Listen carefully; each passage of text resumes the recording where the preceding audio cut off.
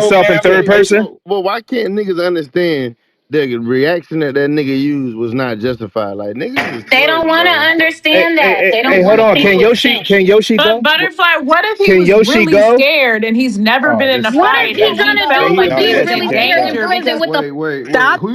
Put a Why? gun emoji in the chat if y'all agree with Vampy. Put a brain emoji in the chat if y'all agree with Butterfly. okay, but can You I can't ask my agree I with it question because agree you with didn't then, hear Butterfly. me please? over all that Because hooting and I can hollering. talk to Butterfly. Butterfly and we don't agree. So Hey, can I can ask the Yoshi go? question? No. Can I go? I've been waiting since the last Please, I've person been ever got waiting Yoshi. this going. whole Pretty time. please. I'm not going to be long.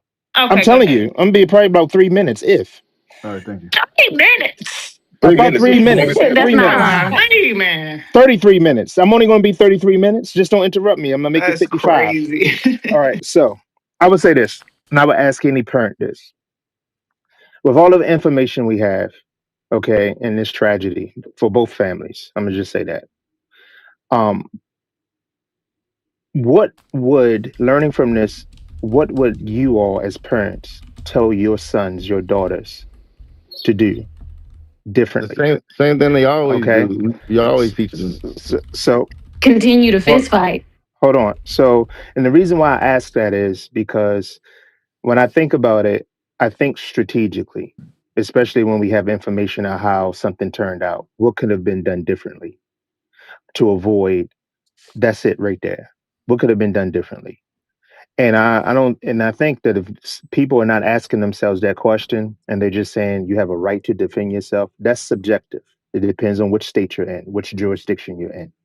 Okay. Because if the state saw that he had a right, if the juror saw that he had a right, then we would have got a not guilty. So when we're dealing with rights, I'm looking at it not in a moral sense, but in a legal sense. And those Correct. two don't always intersect. So morally, you can say he had a right to defend himself. Legally, those rights didn't hold up. But as a father, what am I going to tell my child how to navigate his thinking and his emotions? And I think all too often, people don't look on the other side of their decisions. They only look at that moment right there. They don't stop and pause. They're not inclined. They don't practice at stopping and pausing and visualizing the various scenarios of how this can turn out and then making a decision off of that. Plain and simple. How could it have been Wait. avoided? So let me ask you a question on that though, because I think we asking that was a good question to ask, but we got to ask that question in its totality, right? I am. I'm That asking question it. should that question should be applied to Austin Metcalf and his It family, right? is. That's why I Because didn't okay, but let me lose. say this though, Okay, go because ahead. I would say this: if I was Austin Metcalf parents, right, you don't walk up to nobody trying to bully them and tell them where to go. That's the first thing I would have told Austin 100%. Let me Metcalf. get there. Let me Yeah. get there because you're taking my point. That's why I didn't lean it to one side. I'm speaking about both sides. As a father of Austin Metcalf, I would reflect on what values did I instill in my son, and if I did, why wasn't my son practicing those values? Plain and simple. Yoshi, And the what? son beat his daddy Okay, up. He beat his dad's ass. Hey, I but don't. where we I getting don't. the facts But from? Okay, can I ask my question now? Austin no, didn't because I'm walk up not to him done. and just bully Because I'm the not nigga. That's done. not what happened. I didn't get my Okay, you clean. got it. My bad. Now it's 10 minutes because I only asked for three. You didn't want to give Oh me three. I'm hell taking no! 10. Nobody want to So hear y'all you. want 15? Interrupt me again. It's going to be 30. 5, I dare you. 40. Keep Hell going. no! 50. Come on. 80 minutes now. 50 80 minutes on me. No, I'm hour, just joking. So two look, hours. I'm just going to say this. That's on both sides. What do you teach your children about respecting others, not antagonizing others, not belittling each other? And what do you teach your children about if a situation arises when you're on the receiving end of that? How do you handle it? But That's it. Yoshi, I It's want to. simple as Okay, that. my turn, my turn, my turn. Can I say this real quick? Because My I've been turn. waiting. Wait, no, wait. I had to wait 40 minutes. I've literally not spoken. Can I just say this real quick? So fuck what we just agreed upon. Just jump in front. Got you. No, Let him you go, got Elaine. this. Let him go, Go Elaine. ahead. Then Elaine, then me. All right, fine. Fuck it, I'm going. First And of I want to all, be behind No, her. he got it. He got it Hey, because I have been Pedro getting in there, speaking. man. I want to be behind her, whoever the No, last I, person that I, I said. wanted to say this real quick because it's unfortunate, and I know everybody's going to be emotionally charged with how you say things, and I hope this doesn't charge the wrong way. But after the verdict came in, I was in my kitchen with my teenage sons. I got a 17-year-old and a 15-year-old, and they've kind of heard about the Karmelo situation, but I don't think they were abreast of all the details. But when the verdict came through, I asked my 17-year-old first. He's about to be a senior next year at a private school. Me and his mother do well for ourselves. We raise them right. We've always taught them, like, if somebody hits you, you don't have to hit them back. You can go tell the teacher from grade school. We've always, an escalation of violence is a last resort. If you absolutely feel like you need to defend yourself, that's when you have to defend yourself. That's the mindset we've parented from. Don't let nobody just haul off and whoop your ass, defend yourself, all that, right? Never the mindset, never the tutelage or the teaching of, if somebody hits you, you have to hit them back, like we learn in the Black community. So with that being said, I just wanted to know what my son's response was, and I was actually shocked because I wanted to see if he understood what self-defense meant or what self-defense looked like. So I just asked him, like, hey man, if you was at a track event and a kid came up to you and said you had to move from their area and he put his hands on you, do you think it's okay if he's bigger than you and you feel like you're afraid or you can't win that fight, that if you have something sharp, you can just stab him to get him off of you? And he said, he said, how big is he? I said, I'm 6'2", 250. My son is about 5'9", 185. I said, about my size versus yours. He said, oh yeah, I'm stabbing him. I couldn't believe it. He said it without blinking. And I said, you're a fucking idiot. I immediately called him stupid. I was like, you're stupid. And you're going to jail for the rest of your life. Now, you think it's okay to stab? We had this whole conversation and broke it down. And by the end of the conversation, after actually having the conversation and delineating through the details of why that would be a stupid decision, it was just the initial reaction of him saying that him being smaller than somebody that's bigger than him, his reaction is to stab them because he was afraid to fight back, as opposed to him taking his squabble or taking his lumps for that matter. My 15-year-old said, "Now I'm fighting back." He wasn't even in the kitchen. He came upstairs and we asked him. And I said, guys, you can't think that it's okay to take somebody's life just because you don't know what they're capable of doing to you, especially if we're talking about just a simple, one-on-one fight. And that's what it boils down to me, is that Black people have this unwavering ability to try to pull justification for our delinquency and our inability to have some type of emotional regulation or accountability in these types of situations, because we've been done wrong or we've seen injustice in so many other cases that we think we're justified in our moments like this. And the truth of the matter is that no matter how you, and I don't agree. I'm not siding with. Hold on, listen. People on the internet are stupid. So they got it posted saying, "Hey, Whispers, the mother of 19-year-old Karmelo Anthony went hello." I gotta record this. Okay. So they done took Nick at NyQuil video of her crying in the car, trying to get some sympathy donations and make an issue out of, being bullied and harassed by Sarah Fields. They've taken this and said the mother of 19-year-old Karmelo Anthony just went live crashing out in tears after he was found guilty for the unalivement of 17-year-old Austin Metcalf. The jury was full of racist white people. I'm suing them all. My son defending himself, and I'm glad he took that boy's life. Take a look. And this is a video of Nick at Night. I don't know if she should be offended that they got her name wrong, or the fact that said she looked old enough to have a 19-year-old son.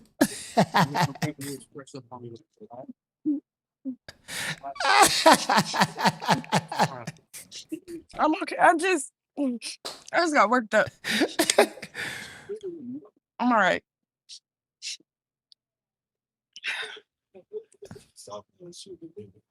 Yeah, and I'm about to requote it and be like, so anyways, sad. Poor. I came here to cover a trial, and that's what I'm doing. So I'm gonna give y'all a quick update. We only have a little bit.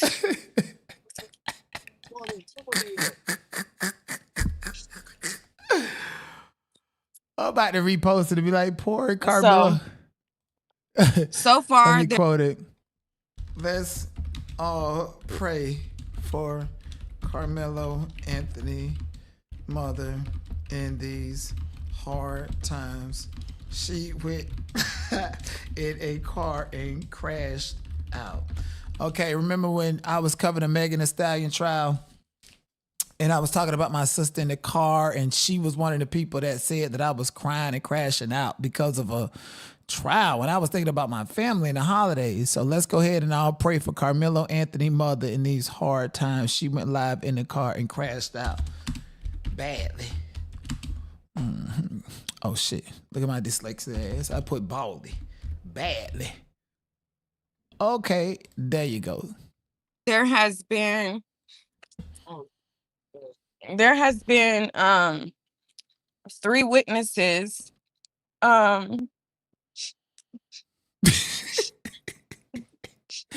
The first And the reason I'm laughing is I know she crashing out because, you know, she couldn't find her footing and her angle in the Karmelo Anthony trial. She thought she was going to go there and go viral like how the Diddy trial brought revenue and stuff for multiple people. And because days leading up to this, she was saying that she was broke and needed help with the thumbnails and didn't have no money. And, you know, so she's e-begging. That's why I'm laughing at her. first one, I'm sorry, y'all. I'm surrounded by Black Panthers right now, so they protecting me. So the first witness was a 17-year-old who goes to Centennial. Girl, that's all a distraction. You went there to cause a moment of scene and made the whole trial about you.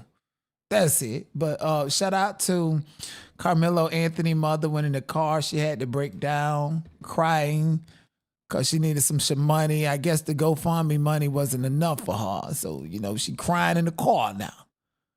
But go ahead and pray for that sister. Mm-hmm. And when I say pray for her, Nika Nightcrawler, I think it's giving mental illnesses, not actually like, you know, her feelings hurt. It could be a combination of feelings hurt, broke, just too weak at night for this, you know. But yeah, pray for Karmelo Anthony mother. And the fact that they pasted your video and heard you say you came to cover trial and say that you look old enough to have a 19-year-old child is crazy to me. Anyways, let's get back to this. I thought that was funny. Talking about the Panthers. What? The Panthers. Them niggas ain't hitting damn push-up out there, motherfucker. Estrogen all popping out their body and shit. Them niggas is out there. And when they leave, they going to get a fucking 211. Say, you're not going to tell me what to do. I'm staying put. And then she's to start shoving me. Do I then get to fucking punch her in the face, knock? Pepe is so gay and loud. He one of them white Republican boys that's an incel, gay as fuck, be in the back alley, then come on Clubhouse yelling and screaming at black people. You know, because he really obsessed with black men. Just listen to how he talking. He talking about punching a woman in the face. Chest right after somebody gives you a fucking shove. That is way over escalating. That is an extreme overreaction. Pepe, so say let's hold on. Pepe. If a pushes you, you're allowed to stab her. Matt, is there a cue, Matt? According to BEMA, if a woman pushes you, you're allowed to kill her. You hear them talking about killing I think them. that's why so many people are. Let me go back in there. They talking about pushing on white women and what they'll do and how they'll kill them if they touch them. That's crazy. Matt, please, thank you. Who's that? Is that Keith? Okay, Yeah, did for you for that. Hey, I've been trying to talk this whole time. Let's talk about the legal obligations and legal accountabilities here. Matt, let's just say it's you, okay? Matt, I walked up to you, blah, blah, blah. I shove you, okay? That is unlawful force. What are you justified in doing? Depends on the state. Legally, what would shoving you back? Shoving you back. Or you could file assault charges as an example, though. Like Pepe was talking. I'm using me and Matt, so stop. So just don't talk when we're talking here, please. Yeah, but okay. So we got I'm using Matt and I. I didn't say anything about a woman. Okay. I'll explain why Pepe said what he said, because the law doesn't differentiate in man versus woman. The law differentiates in the actions. And the actions is if I push Matt, that's unlawful force. He can file assault charges. That doesn't mean that he has the right to kill me. What he has the right to do is to file assault charges, find an authority, do whatever he's got to do, right? Now, all of a sudden, I start to strangle him. Now he has the right to self-protection. Now he can pull his weapon out because he has genuine fear for his life. He was strangling me. Okay. But just because somebody pushes you, go look it up. You have the right. I read it. Beam has heard me read it 3 times and she wants to deny it. But the fact is state law in Texas, Lozano versus State, I believe it was, they literally say a shove, a push, a slap, verbal provocation is not grounds for ordinary force in the state of Texas. You cannot exact ordinary force. Now, if you can't exact ordinary force in the state of Texas, there is zero self-defense because ordinary force has to be met before lethal force. I can read it for you again, but that's the truth. You have to meet ordinary force. What does that mean? What does that mean? What does ordinary force mean?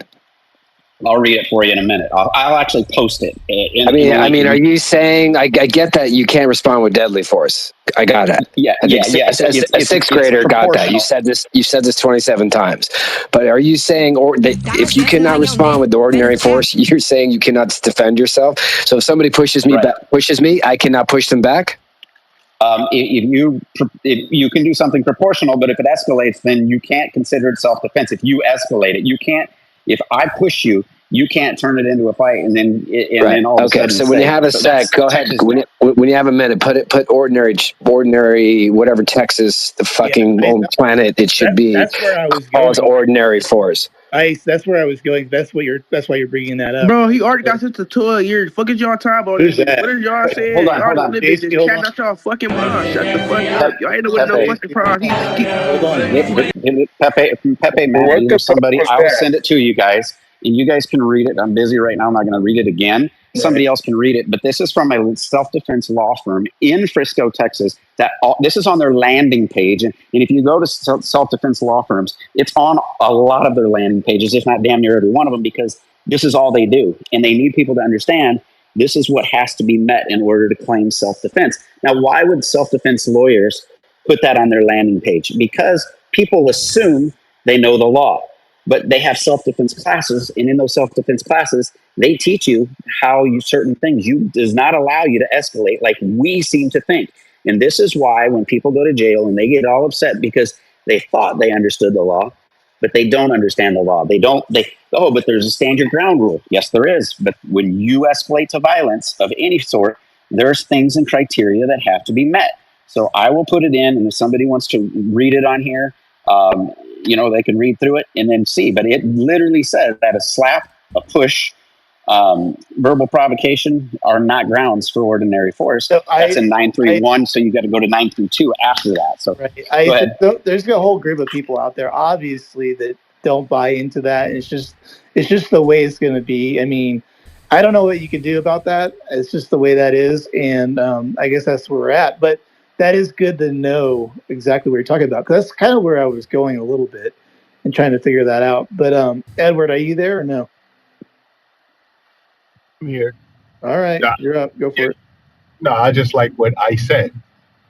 First of all, and I think that a lot of people miss out on this, the moment that a weapon appears, all bets are off.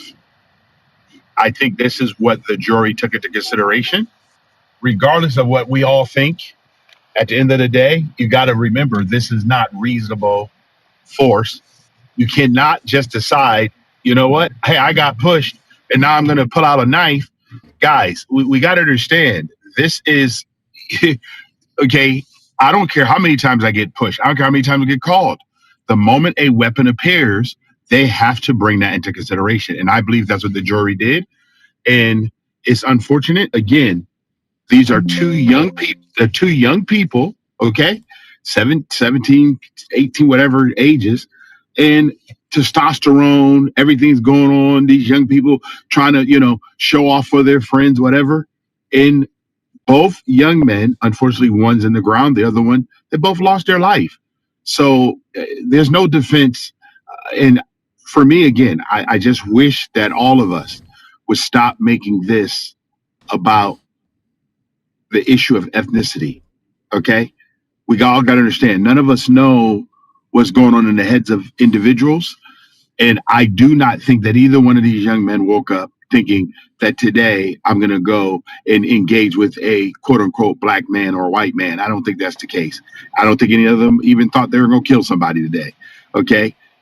Unfortunately, and I'm going to say it again, social media and social audio make these things bigger than what they are. It's an event. It's an unfortunate event. But as a society, we have to stay away from all of the what I call what you guys want to call it? You want to call it sensationalism? Yeah, kerfuffle. What was that again? A kerfuffle. A kerfuffle. That's the Not word. the Yeah, you got kerfuffle. Not the a kerfuffle. Yeah, it's a kerfuffle. And the reason why we got to be all very careful because a lot of us think. I live in Orange County, California, guys, for almost 25, 30 years, and I can tell you. Stand up, baby. Stand up, baby. You guys are funny. And I can clearly tell you that the majority of people are not sitting around thinking that it's a black man walking to the market or there's a black. No, come on, guys. We all got to have a lot more critical thinking than this, that every situation that we see or hear about was not motivated because of the ethnic group of the person. And unfortunately, again, I'll land on this, Matt. There was a weapon involved, and the only one to have the weapon was the one that he convicted today. Right. Thank you, Edward. I really appreciate that. A lot of clarity in that. Keith, the piece, you're up now. Yeah, hey, I mean, Edward said it, said it best. And I agree. I don't, especially this room, I've been bouncing around from room to room, and it seems like, different people feel different types of ways. There's these people like Pepe who, obviously he has a mental illness called racism, where he feels like it's someone chipping out. There's other rooms where people are fucking pissed off that Carmelo was that he was innocent, and so there's two sides to this story. I myself, at the end of the day, like I believe Matt said, or the gentleman I said, it just didn't. The force did not meet. That wasn't the appropriate response, and so, unfortunately, that's the way the jury saw it. I myself would have thought it was manslaughter, but I'm just one. I would be one of the 12 jurors, and there's a reason why there's 12. I hope that we realize that after this day that the country has so much more hanging over us as a nation, and I love how we just over sensationalize. Even though look, we can't get away from it. There is racism is a part of this country. It's a part of the social fabric of this country. It certainly absolutely is, and I don't mean that to be an excuse. But if we were to just accept that as it is, as Americans, we have so many other motherfucking things that all of us, whether you're fucking white or black, left or right, should be worried about. Truly, and so hopefully, in the next couple of days, the rooms get back to these sort of topics as we begin to work our way through the more important things that will affect not only us but our children. Thank you. Yeah, I agree. We need to remove race quite a bit from this because it could easily be that we wake up tomorrow and we have a situation where we have a white kid stabbing a black kid, and then where are we as a group? Like all of a sudden, we know one group is like kind of okay with, or wouldn't be okay with it all of a sudden, but has shown that they are okay with it the other way around, and that doesn't help anybody. Like that's why race needs to be removed from this equation, because we just got to take it case by case and work it that way. Because the more we drag this stuff on, I think the more we just ruin this country. To be quite honest, it falls apart. I mean, if you think about this country already all we ruined. have is ourselves, guys. All we have is I ourselves. agree. I was trying to connect you. I agree 100%, Matt. If that goes away, we don't have anything. All this race crap doesn't mean anything. If that goes away, we don't have anything. We don't have each other. It's just the way it is. It all falls apart. But go ahead. I don't know who was also speaking there. Yeah, I was trying to answer that. So real quickly, hold on, tonight you just hop on stage, bro. Y'all on stage right now. Give me 1 second, and I'm gonna address you too because I know we had a conversation like the day before yesterday. So real quickly, Bima, I think the miss here between us, and I want to try to wrap this up real fast. You're not talking about the law itself. You're talking about your your spirit of law, like what you believe law should be, correct? If you still there, Bima? Well, I mean, so this is the thing. I think the law doesn't really parse out well these things. Like, for example, the aggressor thing. Thomas asked me, he said, who's the aggressor? Right? We had multiple people say that Carmelo was the aggressor. What law can you point to, what Texas law can you point to determine who is an aggressor? They're going to use, there is no definition of who or what an aggressor is. That's a problem. So what do we have to do then? What do we as a society determine? On what basis do those kids decide who the aggressor was? Well, if you look up law and just case law, you're going to find that they use a term, first unlawful force actor. Okay. Now, what does that mean? It means that the person who first initiated the unlawful use of force, right? This is clear cut. This was Austin. Austin was the first one. Austin was the first one to use unlawful force. He was the aggressor. Period. There's nothing else. No, so hold on. I just googled it really quickly. Hold on, time out. I heard what she said, but so I just asked what legally determines an aggressor in Texas. In Texas, the initial aggressor is legally determined as an individual who provokes the confrontation, strikes the first blow, or escalates verbal dispute into physical violence. So most people, including myself, would say that will be Anthony. He provoked the confrontation. Right. No, but that's not true. And I'll explain why. Okay. Have you ever provoked a fight? Hold on, have you just ever 1 provoked second. a fight? You provoke a lot on here. Hold on. Just wait a second. I know that you're excited because you're going to have to be proven wrong in a It's moment. not excited because I was right and I told you he was getting murdered, and you went on your high horse saying I was crazy. Wow. I didn't for 1 second. I didn't for 1 second have faith in this justice I like system. schooling you, Bima. I refer to this. How does it feel to be schooled like that by a white Absolutely, guy? because I know people I know people you are love idiots like you, to be honest with you. And I was right. Yes, you The were difference right. between us Because is I pay attention to the letter of the law. Right, exactly, because you're a status bootlicker and you can't think beyond it. Because I'm actually somebody who understands civilized society, unlike you, where you're a freaking bootlicker. Do me a favor. You want to put kids in jail? Let's talk about aggressor. No, what I want to keep kids out of jail. And you know what else I want to do? Aggressor? I want to keep people. Let's talk about it. Aggressor. I Let's also go. want people to learn that you're not entitled, that you don't have entitlement, that you're no matter what feelings you have, you don't have the authority. This isn't about the aggressor. We're talking about it right back and forth. Let's get back to let's get back to the aggressor. Let's get back to the aggressor. So this is the thing. The provoker. They're talking about the provoker. So first, the aggressor, because there's two. The provoker is also another, right? So it's the first unlawful force actor or the provoker. That's the person who intentionally causes another person to attack somebody so then they can claim self-defense. And we already know, right? Exactly. But we already know that wasn't what Carmelo Anthony was there for. He was there. Hold on, just wait.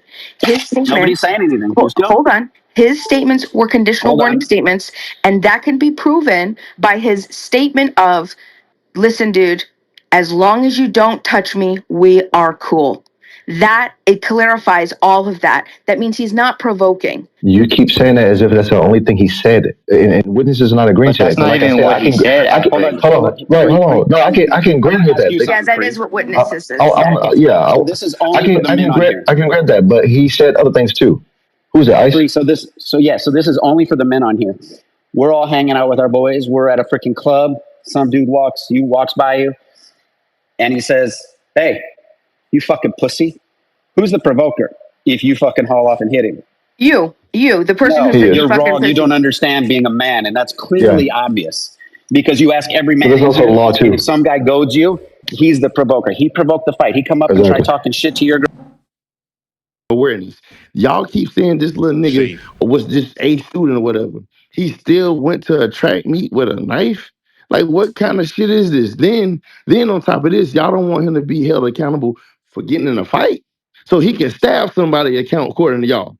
He can throw their fucking life away according to y'all, but he can't just get in a little fisticuff If he was man enough to stab somebody, he should have been man enough to get in a little fisticuff. Like, what's going on? But then y'all gonna jack that shit. Y'all Hey, so in let me here ask you a saying, question. Said it was Was that his You sound job? slow, nigga. You sound fucking retarded. You sound fucking retarded in here. One mic, Can't believe you just said. one mic, bro. Yeah. Anybody come out there might shoot him. Let me ask you a question. You got siblings? yeah, I got siblings. Let me ask you a question, and be real. If you and your siblings walked up, right, on somebody, right, let's say the person was by themselves, right, and it's for you, it's you and your sibling, right. Now, let's say your sibling initiated the fight. Now, I come from a family, right. I got 5 brothers, 2 sisters, right. I got 22 nieces and nephews, right. In my family, I'm on my family side, right or wrong, and then I correct them privately, right? So if they start a fight and I disagree with them starting a fight, I'm gonna jump in, but then I'm gonna wait till we talk privately to check them, right? Now, if your brother walk up on somebody and he push him, right? And then the dude get the best of your brother, are you gonna jump in, yes or no? Yeah. I Okay. understand the consequences. Okay, so Carmelo Anthony was by himself, right? And you got 2 big cock diesel niggas that's 70 pounds more than Carmelo, right? Now, Gotcha. let's say he didn't put no knife out. Let's say that the soon as he pushed, it was just a brawl, and Carmelo got the best of Austin. You don't think the brother was gonna jump in and jump him? I don't think the brother even was on that type of time because he seen his brother get stabbed and he didn't do nothing. Bro, you be giving white people the benefit of the doubt. I'm and not then, giving white people the no, benefit of the doubt. You on that. giving the white person the benefit of the doubt, We going and back then, and forth, bro. and then you jump into the worst case scenario when it comes to the black boy. So Every time. wait. This nigga unserious, bro. He unserious. Every fucking scenario, because you just agreed that if talking your about brother, being wait, men. hold on, let me say this. We talking about being men, Lou. You literally just said verbatim, bro. You're gonna jump in regardless.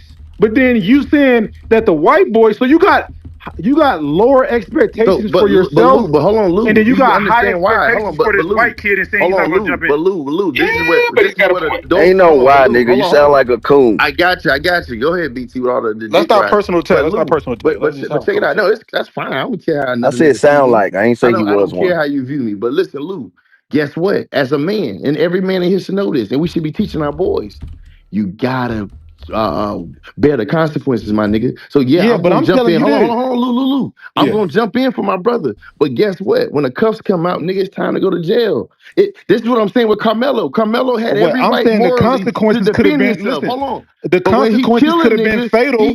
Hold on, bro. No more little the boy consequences could have been fatal on Carmelo's side because he's outnumbered and outweighed. So if them niggas would have jumped him, right, or punched on him, that shit could potentially lead to murder as well. So hold on, let's call it even right here, Lou. He was proactive in defending himself, bro. Gotcha. He was outnumbered. He was outnumbered. Listen. I'm not waiting. Listen to what I'm saying. I'm not waiting. If 4 niggas, because I keep my shit on me. Me personally, right? Yes, I don't do this docile shit. I'm gonna treat 4 white people walking up on me the same way I'm gonna treat 4 black people. Y'all do this shit where y'all be extra tough with your own people, and then when a white person do the same exact shit, you niggas be docile and let's go. All speaking Spanish and shit. Yeah, but you grown, bro. Hold on, bro. In every situation, if I'm sitting by my motherfucking self and minding my motherfucking business, and then somebody walks, and then 4 niggas walk up on me, cock diesel, big as hell, trying to make demands, and I'm telling you, hey, my nigga, I don't know who y'all think I am, but you niggas better back up, because if you niggas touch me, I'm gonna fire y'all shit. And then these niggas proceed to touch me, I'm gonna hold my own. So y'all niggas is actually bad parents because y'all teaching niggas to be docile. Now, if there's somebody that look like y'all would have told them to kick their ass, stab them in the neck. But soon as some white people that's doing the exact same shit, you niggas want to be docile. Yes, master, I don't care. I'm gonna be cool. So wait, it's docile to teach your son to fight back? Hold on, stop. So nah, nigga, they got me outnumbered. Ain't no motherfucking fighting back. It's my turn. Docile to tell your son to swing back. I just want to say this, and I gotta go. I just want to say this real quick. So Lou, the problem Go ahead, is, people, listen. There's a weight class. I just want to say this one thing. All right, hold on. This is one last one. I'm done. Okay. There's a weight class. there's a weight class You ain't in saying shit, boxing. bro. Wait. There's a weight class in boxing for a reason, right? Ain't no weight Floyd, class in Floyd, prison. Floyd, Floyd This ain't no Mayweather. fucking weight class. These niggas on the street. Hold Blue, on. what are you talking about? One mic. That's his point, dumbass. One mic. Let me just make this because I'm just doing I'm telling you why it's a weight class. I'm not comparing it to boxing. I'm saying the reason why it's a weight class because niggas that weigh way more than somebody can kill somebody in combat. Right. This is why you don't see Floyd fighting Lennox Lewis because there's a weight class. That weight class can lead to a nigga getting killed because of somebody being way bigger than them. So I'm telling you, when you got somebody that's 5'8", 135, 5'9", whatever, how tall, 135, and then you got two twin hot diesel, Chud the Builder looking ass niggas that's 6'2", 220, right? That body weight, Wake it up. that body weight is just as powerful as a nigga knife. Y'all know that, right? Right. But Absolutely. Lou, y'all listen to Absolutely, but Lou, Lewis. you Let Absolutely. Pedro, let Pedro respond, and then yeah, and then real short. Then I want to say, go ahead. Yeah, real short. So Lou, you missing the whole fact to where y'all are saying that this nigga engaged. He even admitted. He said, "Yeah, I did it." Nigga, you could have easily walked away, and none of this would have even been the white happening. boy could have easily walked Hold on. away. Listen, but they Right. Like, what are you Nah, he could talking have about, minded his Pedro? business. Lou, he sat in their tent. He doesn't even go to these niggas' schools, and y'all need to He read his was Why? friends. invited. He Hold was on, listen. invited. Did He y'all was Yo, read can his? y'all invited. stop? Listen, One mic on listen. Pedro. One mic on Please Pedro. Hey, read. bro. There's 300 people in here, bro. If me and Pedro's having a back and forth, we don't need 60 ad libs, bro. Can y'all just stay on mute? Like, what the fuck is going on? Nobody's going to hear the conversation if y'all keep ad libs. Put a one in the chat if y'all are irritated by the ad libs. Pedro, continue. Yeah, so just short and simple. Women, they don't get this. Men, you have to bear the consequences. I don't give a fuck if you feel like you're right. You gotta bear the consequences. Now, when he gets there and he pulls out that knife, nigga, I'm with you. Kill the cracker. But you gotta bear the consequences. You know what it is. Now listen, he went to their tent. He was asked to leave. Even his friend Eddie gave a statement. His friend Eddie said those boys wasn't bullying him. All I'm trying to tell y'all is when you do something, you gotta be able to bear the Yeah, consequences. and Now then all y'all are right. trying to wipe it Well, away Pedro, I'm like there saying should be this. no consequences for death. I And know. I'm No. done with it. All right, I'm gonna say this last thing, and then we're gonna pass the mic. So I'm Yeah. telling Lou, y'all, put right? me in after you, Y'all, Lou. This big. y'all No, thinking I the, want to say y'all something after thinking the, Lou. Go ahead. y'all thinking the consequences. Whoever said Y'all, that, absolutely hold fucking on. not. We got Y'all too many thinking, people ahead of you. I'm y'all one of thinking them. the It's me, nigga. consequences. Yo. Can y'all just shut the hell up, It was a please? dude. Please, thank you. Y'all thinking the consequences of this verdict means that his actions was bad, right? Black men in America is the most exonerated group, meaning we go to jail the most for shit that we didn't do. We're found guilty the most for shit that we didn't do. So just because this verdict is guilty, that doesn't mean his actions was wrong. Okay? So in any other situation, if there was a white kid and four black guys approached them, I guarantee you the verdict would have been non-guilty. So let's not say, oh, because he was found guilty, his parents is bad. No, nigga, he was minding his fucking business. He did what he's supposed to do. It just so happened that he had a racist judge in a racist county with some racist jurors. That's what the fuck is going on. It's not on Carmelo, it's the system. But we'll keep it pushing. Yeah, let me just say this, and I'm gonna be That weak done. ass lawyer. I'm Yeah. gonna be done. I'll be done with the whole Knowing thing. the judge. What was that about? This is what I'm gonna say. I feel like this is a psyop. I feel like the people was paid off because, and that's this also this having these conversations lets me identify the niggas who are literally beat down. Some of y'all are beat down by society. Y'all are broken and you have succumbed. You are a conquered man. Okay, you are a conquered man, and you have no confidence about yourself, about what your rights are in this country. What they did was wrong. The verdict was wrong. Him defending himself as a natural male was right. And Was the fact wrong. that y'all are trying to villainize man is crazy. As I gave you the statement before about these teens who've been breaking into these houses, they've been getting shot the fuck up and killed. This just happened about a week ago or 2 weeks ago in Atlanta, and all four of them teens are dead. But you know what? It's fuck around and find out then.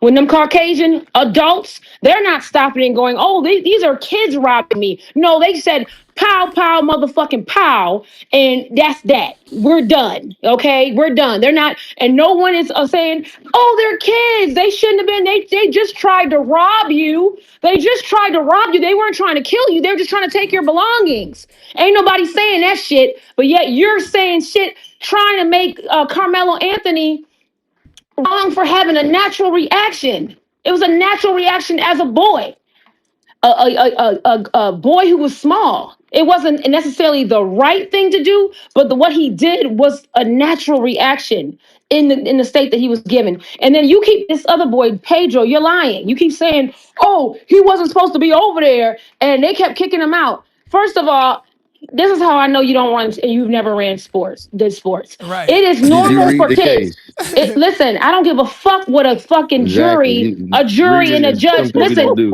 I don't Hold care on, cool. about Let what that lady go. let me finish. You dumbass nigga. Let me just say this. Let me calm down. I'm sorry. Let me calm down. We've already said it's racist. We already said that it's injustice. But yet now you talking about, did you read the case? Did you read the case? All of it is wrong. It's wrong what they did. The little boy should not So have you didn't read died. no case. You didn't look No, at no it's not testimony. about that. That's what I'm saying. That's why I know I can tell who's broken on this app. Did you even see what he admitted to? Hey, stop talking while I'm talking. Let her finish. Let her Pedro, finish. you can respond. Pedro, you can respond as soon as you're done, bro. Okay? This Put me is after why. Pedro. No, he can't. We moving on. We This moving is on. the reason why a lot of black males are defeated over here and why we're so split. Because there's no fight in some of y'all. Some of y'all are you have just succumbed. You are defeated. You are defeated male. Probably can't do 50 push-ups, okay? You're defeated men. There's some there's some ones in here that are not defeated, that are confident, that understand that man was put in that little boy was put in a bad situation. But we got to call it what it is. We should be shaming the bully. We should be shaming those twins who were just suspended a week before and shouldn't even have been at the track meet. And anybody who actually has kids that run sports, when they know people on different teams, they go under different tents. That's what the fuck. That's a fact. That's a fact. Because they're there Exactly. all day Yo, long. can y'all My stop? kids. Yo. Hey, bro. Can y'all stop? We don't need none of the ad libs, please. What the fuck, Yeah, Sherms? yo, Let me respond my to that, bro. kids run track right now. We are always running into their friends because the track meet is from 8. Eden, we were at that track meet from 8 to 4 yesterday, 8 to 4 last Saturday. 8 to 4. So all their friends in the area that run track have different tents for different teams. It is Praise the nothing. Lord. Keep cooking. It's Praise the Lord. nothing to go No to a ad libs, different Lou. tent. Lou, stop ad libbing. No Stop ad ad libbing, libs, Lou. Lou. Hold on. Hey, I was It's wondering if I could Oh speak my to nothing. It Rose. is nothing to go to a friend's tent and sit with people because all these kids are growing up together and they're competing with each other in the district. It's a normal situation. Rivalry schools, rivalry teams. So every nigga on this goddamn app talking, oh, he shouldn't have been over there and he was doing this. You are a defeated, broken person. The outcome is bad. I will 100% agree with that. But stop that shit. It's just a weak ass position, yo. It's weak. So Let look, me respond to that. Hold on, no, I was next. I was I'm next. going after Omar. it was Big going after No, Omar. I heard Tay's voice. It's on Big Spike Omar. going after Omar. Omar, BT, then Big, Hey, and let me then say he this. New gonna York. read the shit. Hey, before I Hey, make Lou, my can I point. get in the queue too, bro? Yeah. What's his name? Can we go back to popcorn? I This just shit said crazy. Big, bro. Yeah. Is the are you is the father in your children's life? Absolutely. He lives 10 minutes away. All right, cool, perfect. So here's the thing, right? And because I get your passion, I thought we were talking about Carmelo Anthony. Come on, bro, whoever you are. Exactly. Now we good over here. We co-parent Shoot the too. next person to come off their mic, man. Go ahead, All Omar. right, Appreciate hold on. All right, I'm gonna bring my shooter. Hold on. let's get it, yo. Girl, I I'll be don't right give back. a fuck, bitch. Lou, Fuck let me her. shoot. Oh, Give me this gun, Lou. Is not no, innocent. no. Carmelo Anthony is not innocent. Shut the fuck up. Pull me up. Get out got of here. gay Who is that with the? straight All right, clothes, that's the that's gay Drake. rage. People on hands, man. That's But That's the yeah, Drake. gay rage. Suck my dick. Get come your on, yo. funky Let ass me get down. up out of here, man. I gotta go to the gym, man. But yeah, Lou. So Omar, do you think? yeah. So sister, I understand the passion, but your approach is problematic. Your approach is why the sister who called her brothers to intervene in the situation, all three were unalive. They all lost their No, life. I would never call mine to do that. Let me finish. I would never call him to do that. He was stupid. Let me finish, sister. Let me finish. So what I'm saying, and I'm not trying to, tell you to end or nothing like that. I'm just trying to give you, perspective from a man's, mindset. Your approach is problematic. There's a famous case where a black woman called her brothers. All 3 of her beautiful brothers are no longer with us because they wanted to defend their sister, and there's nothing wrong with that. But what I have a problem with is a woman, when you don't understand your power and you weaponize your power as a woman to manipulate men, right? Because you can manipulate men. Yeah, you weak. You ain't nothing. You're a coward, right? You'll have some men make decisions based on that and put them in predicaments that they're going to later regret. You can't do that, sister. If you can't speak life into your brothers or your boys or whoever, any man around you, don't speak at all. But don't weaponize your femininity to make a man feel less than a man because he walks away. You know how many times? Let me land, man. Yeah, who the fuck was that? I'm shooting him, please. No, I gotta shoot you. Who the fuck was that? Tell me now. Right now, who did it? Yeah, so because Karmelo is still too young for me to even be, a certain. I got to get a brother grace because even as a younger man, I've done things that I regretted, right? And so, I've been in situations, fights where I